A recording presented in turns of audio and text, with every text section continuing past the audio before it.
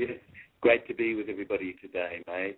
I really feel we're doing a lot of eye awareness as we put everything together. And so it's really great to be with everybody. We've really been talking a little bit about the value of uncut wood. And is it amazing that there's a value of something that is of itself and doesn't have to be improved, you know? But how can we improve upon this moment? It's not possible necessarily. But how can we improve upon the past? Certainly you can't. And how can you improve upon the future, which hasn't arrived? You can't.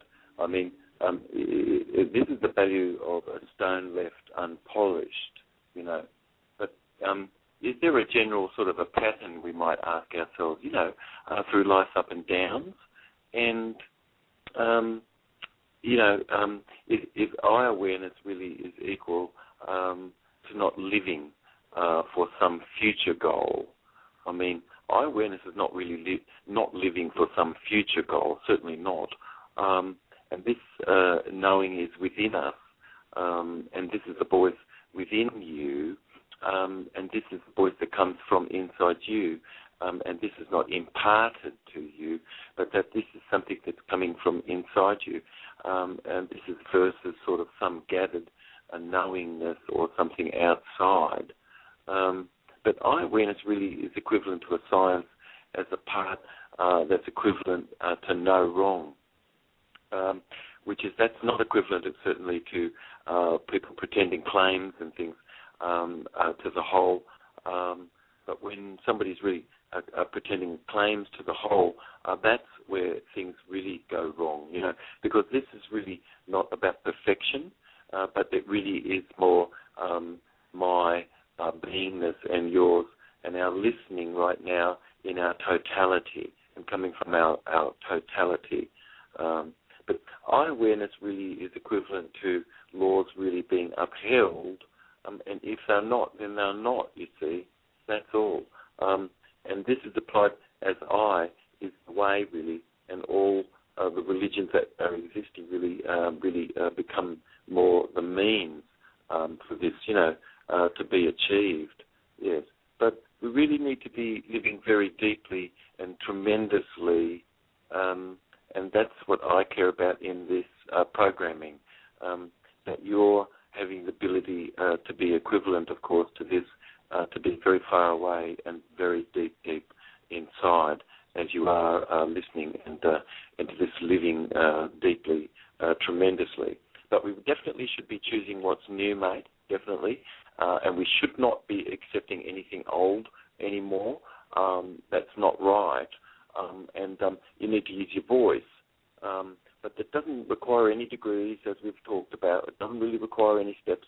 This really is more your beingness within yourself, and this is the quantum leap within yourself into the unknown and opening up what you have within you that you're seeking, what is unknown. But all one really is equivalent to what's essential, and this is you and I, and this is not equivalent to being sort of lonely, even though, of course, someone could be lonely, just as someone could feel grief and loss, and they cannot maybe necessarily get to rah-rah because they do have something which we're integrating some loss. But loneliness really is probably equivalent more to an accident more, and something being more uncaused is causing that. But an accident continued is the loneliness really, but emptiness is really equivalent to something which is not your thinking or human-made at all, but to become a means to some end, as we use a boy's life so quickly, for instance, and not to be concerned about the person who could have become a puppet or just a figure of an archetype of something to be put upon as a person, and we can be dissociated and not consider that this is our baby and this is someone's son or this is someone's daughter. But people really are full into desire and all of that, and more is better, and burning more rubber on the road, as we've talked, and building bigger houses and things like that. It's really a metaphor for desire, which really is like a wind blowing over the rubbish that's not still at all. And it's really the riding of an appetite of the beast, but that's a behaviour which is not social, but we need to be able to recognise fully within ourselves and express what's more social. But certainly being relaxed and having more relaxation, in yourself, being equivalent to timelessness, and knowing what you can do and knowing what you can't, and really having a really good deep courage and conviction to ever be aware of what's possible to be, and to keep hope and feel hope within yourself, and feel possibleness, and feel and look and keep an outcome that you have within yourself. And this is really just simply being empty and recognizing that our playfulness and our playful state of our being really is a person's true state of being. But that persons who are not so really playful within themselves at all, or maybe not expressing really whole bone functioning in their behaviour, and that could be sort of problematic, yeah.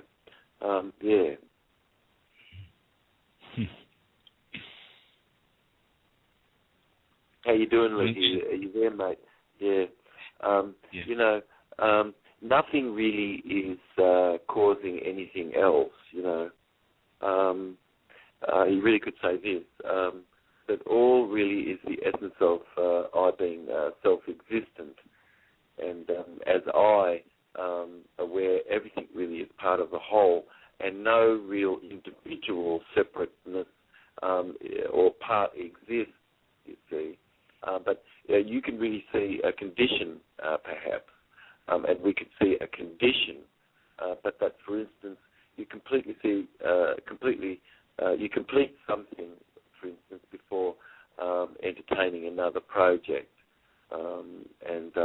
so you really might start a lot of things. It's really what you're actually getting done that really counts.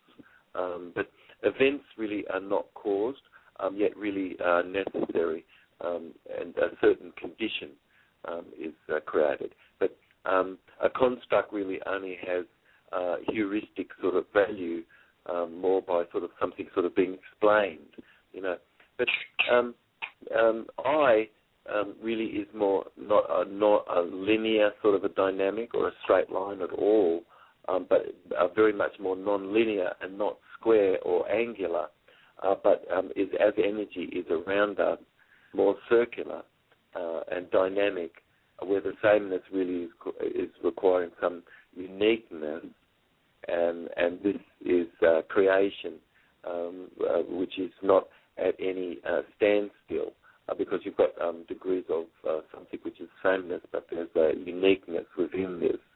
You and I really put out what summons back, and I is more sort of cyclotronic and circular in its dynamic, and then linear thinking and straight sort of thinking and things, and square or angular sort of thinking, or narrowing down on something can be dismissing really everything, which is what the whole is of this great cosmic wheel of life. But unique linguistics and language really does reflect the origin of our culture and teachings, and certainly no uniqueness exists of this oneness of itself,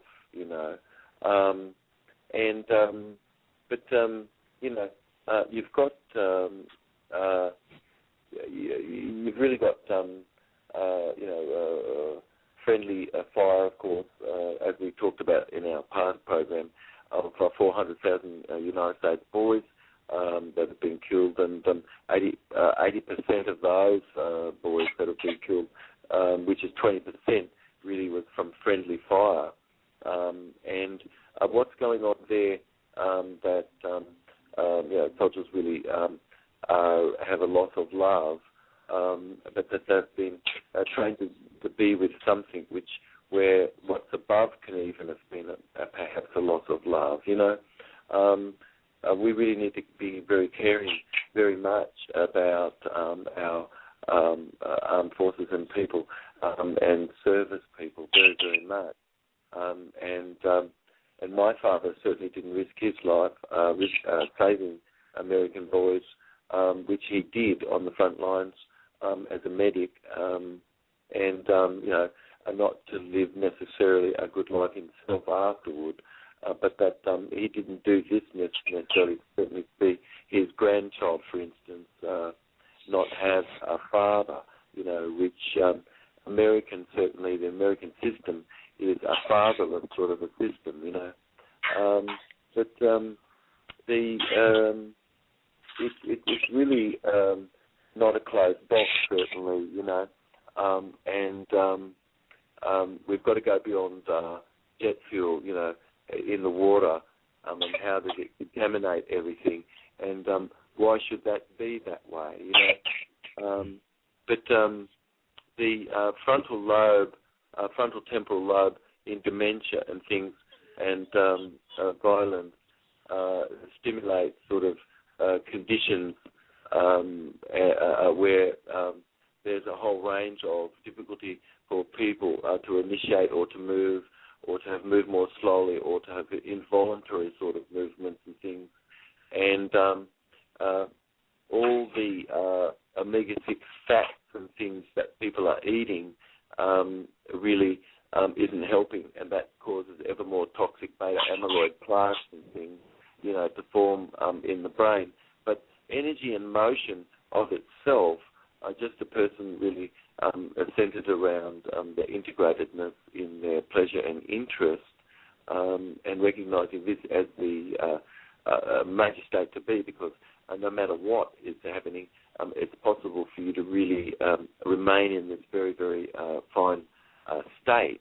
But otherwise, there could be a state otherwise. It sort of is more not the path of least resistance, but resistance, and that's difficulty to initiate and to move more slowly, and then that's all conditions that have gone on psychologically, and things that could have been other than allowing proper dopamine and serotonin to function within a person and a child, as the child grows up to be an adult.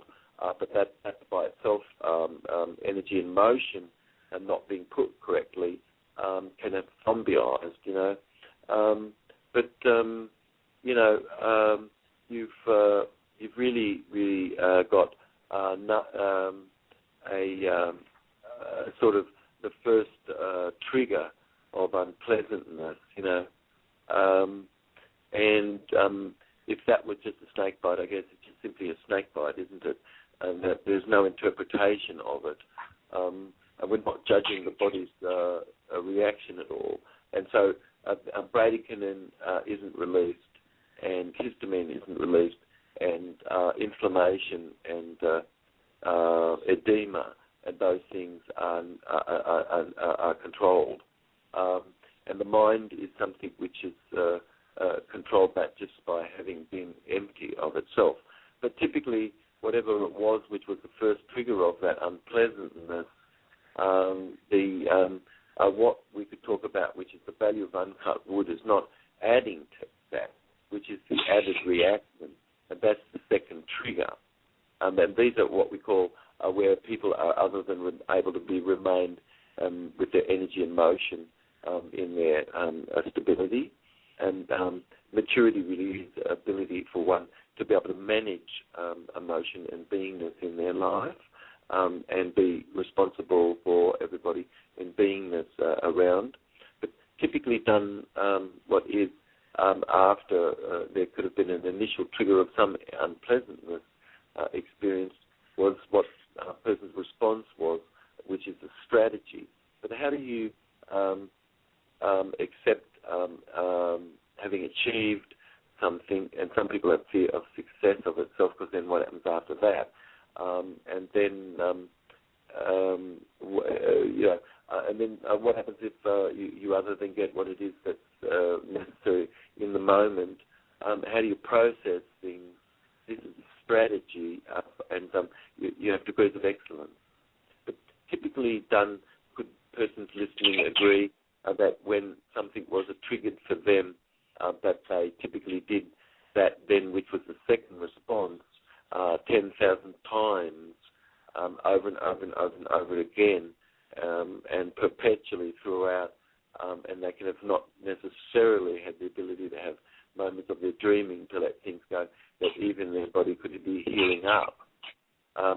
But I'm really caring very much, as people are listening, that I really love you and I really care about you, and that this is a beautiful voice for you to hear inside, and that a note would really be missing if you were not here, and a colour would not be here if you were not here, and you really would be missed incredibly. And I really care very much for people out there to feel and hear this voice inside themselves, that you're really doing a good job. Thank you very much.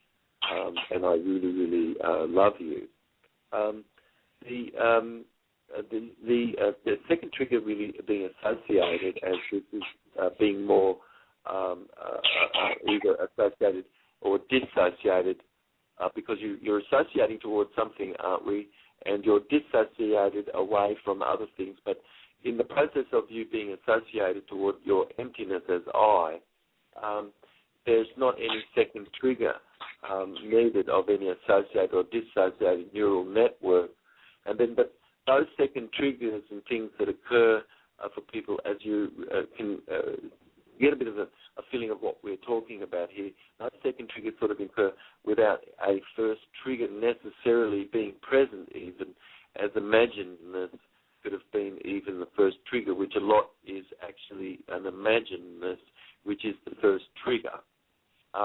And these are things which we can really recognise and clear away. But otherwise, then other triggers after that, of course, which is really the third triggers, and then that can be many, which include sort of greed, because people want to avariceously own or hold or control, and then hate and botheredness and anger and delusion can have tricked a person to be of putness personally. And then who's doing that actually, all of those other triggers? And then how many times can it have been done? Perhaps over 10,000 times. But the second reactions are for generally some positive adaptive reason, though secondary negative consequences often exist because our actions can be not really from an emptiness, and really doing what we can to be supportive of the people that we're working with as we can. But sometimes you need to put your foot down, you know what I mean? But suffering really is felt by the body's central nervous system and hypothalamic pituitary adrenal axis. And this really is via your endocrine glands. And your energy and motion and how relaxed you are and how cool you are in the moment really is a matter of your ability to be able to multiple process and get things done. But we could otherwise be in a dreamlike state, and instruments that we've put in front of us can have caused us to become zombie-eyed ourselves and held. We don't know how to get out of a pattern of surfing once somebody really has little dopamine or serotonin, or hasn't developed a pattern of being in the day that really allows them to feel satisfied in their beingness by just simply being empty. But we've had to have a lot of things done, which that's not correct. But the anterior frontal cingulate cortex harmonizes our activity. The septal region of our brain needs to be firing And as this is firing, interest and pleasure is existing, and that's causing our frontal cortex to become active, and information becomes logged in the frontal cortex. And as you have an interest and pleasure, and as you're with the strange and unusual, and you're lifting this veil of illusion, and this is exposing to you things of a forgotten dimension, really. Your frontal cortex and it has to be active in logging new information.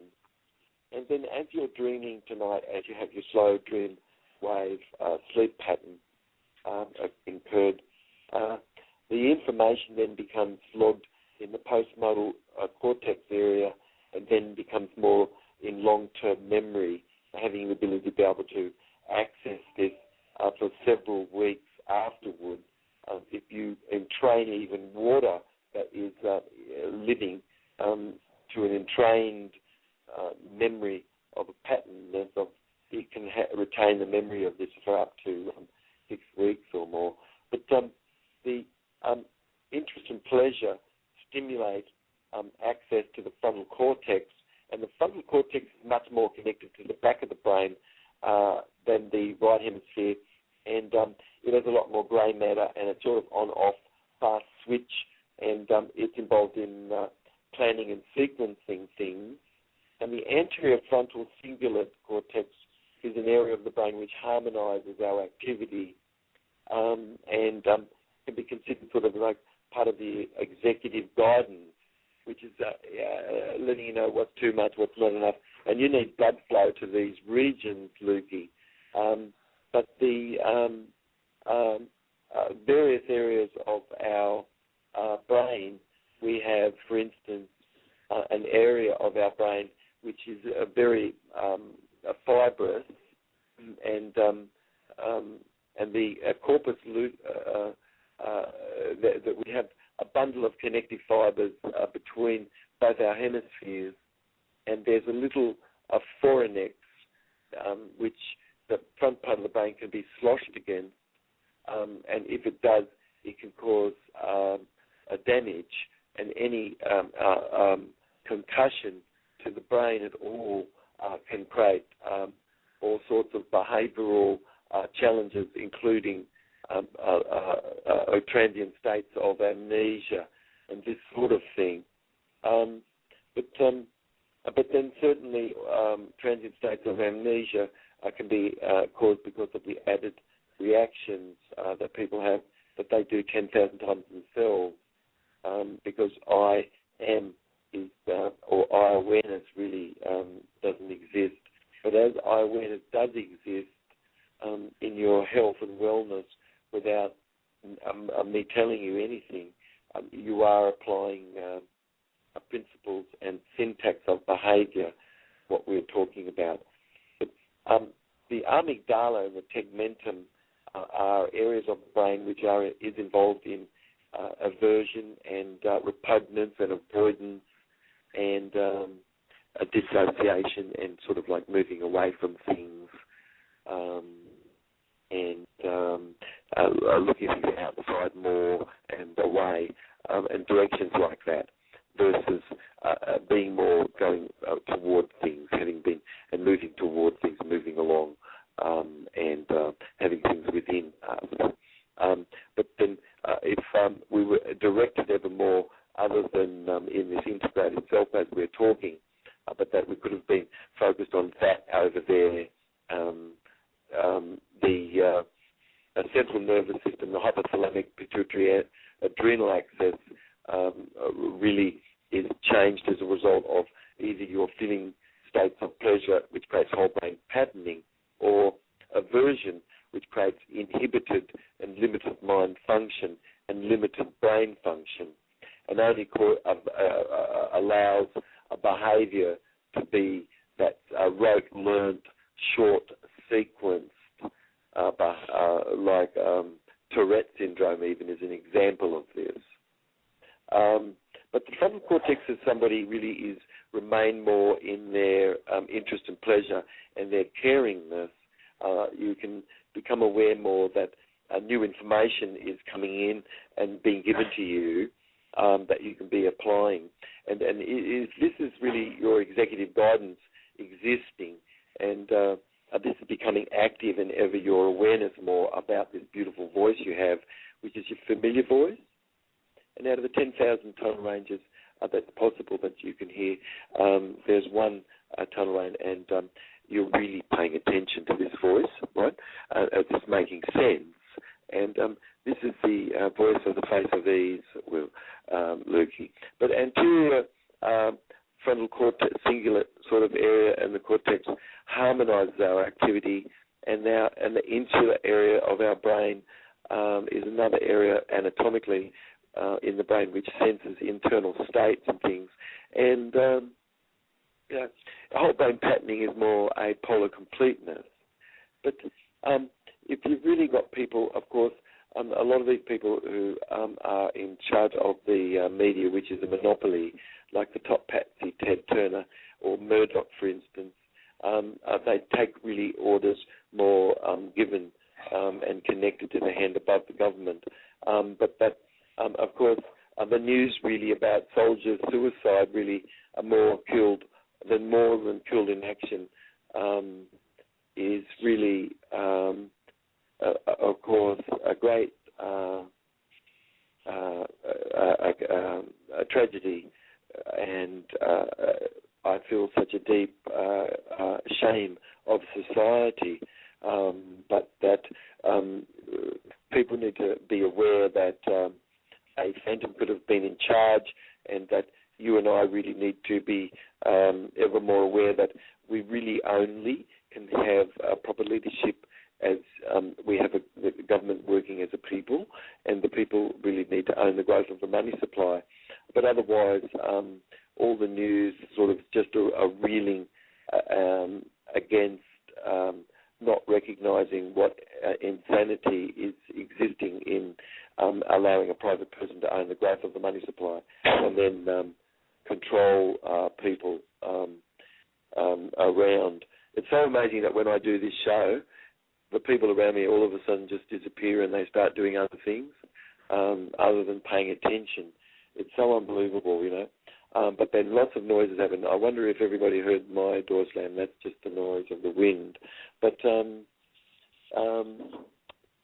you know, you really, 1 billion being given to the UN by that top patsy of the hand above government, Ted Turner, just like Murdoch, really. I don't know necessarily that it's a people person, but maybe Ted's a bit more of a people person than Murdoch, who Murdoch really is sort of an owned person and doesn't own anything, and is just a phantom, really, and is not a person at all, not at all, you know, because of what the tribe is that he just is allowed to have his name put to. But 1 billion given to the UN, it really is a message coming from Ted that apparently we are more evolved in ourselves not to be fighting. I think that's a very good, a beautiful beingness, but of course it's not really dealing with the situation, you know, not at all, and it's sort of like an ostrich with his head in the bloody sand. And what a bloody idiot! I'm sorry, but people in America here need to own the growth of the money supply themselves. Thank you very much, Ted. You know what I mean? And Rupert, you know, if you're listening, you know, America need to own the growth of the money supply themselves. All right. And soldier suicide is just put an instrument of unhappiness in his hands, and him to be fatherless, and fathers not to be with their sons not to be with their fathers. And that's going on to my son, just exactly what it is. And I think the message is for males who commit suicide the world over, that it's a message of a loss of love, mate. That's what that is a message of. It's a message of a loss of love, all right? But look, I think it's really stupid, Ted, if you're listening, you know what I mean, and Rupert, and then everybody who's in the club there. It's really ridiculous. you know what you're doing. I know what you've got to do. You've got to clear those landmines away, definitely. You know what I mean? But stop planting more, you know what I mean? And it's more than just that, isn't it? But if you're only putting money into ambulances, you know, which that's nice, isn't it? And hospitals sort of thing, that's very nice, isn't it? It's lovely. But are you really doing what you can to stop what's going on and having a more innovation and taking hold of today's innovation here right now, which is new, and get rid of yesterday's solution, which is part of the problem? But if you're just a part of putting problems and building problems and then putting a little solution forward that runs money and things, which is just, thank you very much. What a little amount of money to be nothing.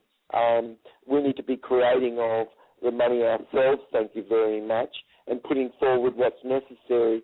That's a bit more like a fence, mate, you know what I mean? Why would you bother, mate, honesty, to just go past the point of deciding that you would put all your money and your effort into ambulances to take people away that fell at the bottom of the cliff, when you really wouldn't be giving a crap much about putting a fence and a sign up, you know what I mean? Do you think that might just sort of save a bit of money, you know what I mean? And then money wouldn't be spent, you know what I mean? You wouldn't be spending it on that, would you? And so it's really like a ostrich with its head in the sand, you know? Anyone who really is talking right now and giving money to the United Nations, but not really saying, look, people need to own the growth of the money supply. Thank you very much, Ted, and Rupert, you know what I mean? And lots and lots of people are saying that, you know, but would you come out and say that's not so? You know what I mean? I don't think so. You've really got, got to take hold of today's innovation, or just be stuck and remain with yesterday's solution. All right, but why don't you just, before you sit down, feel excited a little bit, like you can get something done. You know what I mean? Take hold really of what we're talking about here, of today's innovation. All right, if you cannot better it, then the words should be behind. I'm sorry, but that's just would have been a stuckness in yesterday's solution. All right, but why don't you start taking action a little bit more in yourself? Because it's not good enough just for you to really be all lovey-dovey in your spiritual being, but you really don't have any idea of the law. The law could be deadly. And then you have no idea about nutrition, that could be deadly, just as we've been talking about all of this insulin growth factor and stuff like that, But if brain scans of kids that are 3 years old could be applied, why not a behavioural index, which actually really is what creates wellness? I mean, if you can pick out a brain scan to find a future criminal, I mean, is that really sort of not what you're really doing? Is it not what you're doing is to find what is necessary to be healed and assisted to be changed to be whole? But if you're just got a news item like you're picking scans out, of kids that are 3 years old, and you're part of the American Association of Advanced Science, and that's being funded by Rockefeller, I wonder whether he would even care that you frame things so damn negatively for him. I don't feel that he would care for that. I personally feel that if brain scans can be done, they could be done just as everything else to assist a person to become more whole. But if you've just created a goat jumping on top of another goat, how do you stop people just not wanting to save $5 because you could really have a better light bulb, which really is biologically friendly and not got lead in it or something, But if you reckon that small areas of the brain like the amygdala, which could have atrophied because of excitotoxic compounds, which is in food, like baby food, and is fed enormously to institutionalized children, but not children who have mother and father. Isn't that interesting?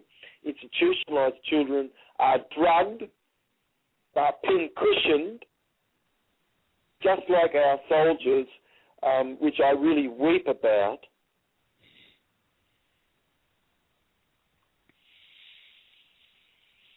I'm personally disgusted. And listen, if people just like Ted and these others and David and all other these people are not having someone there framing things more positively, and you're unaware of your createdness of the mess, there's a part which really is about loving, and you really need to be finding alternative ways of loving. Puppy dogs, and really plants. You start looking after plants. You start getting. Have you watered a plant lately? Are you listening? No, I'm asking you. Have you watered a plant? What are you doing? Are you caring for something? If you're not caring for something and you're listening right now, stop what you've been doing and start doing something new. All right? Because the part of you which is really your lovingness, this needs to be more, integrated. And the part of the terror, let's forgive that. You know what I mean? Let's forgive it. Because that is very, very important. You have to have a candidate for conciliation. And then why not have candidates for conciliation? But only conciliation could be because candidates exist. And conciliation as a process really is because, first, you need to be forgiven, but you're my son and you're my daughter and you're my baby, and I'm really caring very much about you, and I don't want anybody necessarily to say anything that causes you other than to wake up and just simply live life and be happy in your happiness. And that's something that you can be and have within yourself, but certainly you've got this which you should care for, which is also the civic function in your being. You know what I mean? I think personally much, much, much more needs to be given to the soldiers and all of that have been involved in that, which is not a way to settle things. It's a groveling, all right? It's an absolute groveledness, and it means that you really haven't thought that you've read the Sailor's Bible, How to Win Friends and Influence People. Why not read that? And why not apply these technical teachings which we're giving you right now? You just roam around like a bloody moonstruck cow.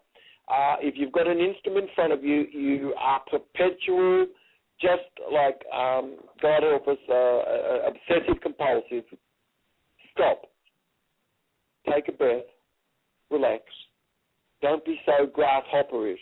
Jumping from here, jumping from there, jumping all over the place, God help us. This is not I-aware, all right? You could pursue crime, certainly, at a level in the home, because the first forms of crime that occur to children really is not talking to them and people not talking to each other and being aloof. That is violence. That's the major form of violence that's happening in America.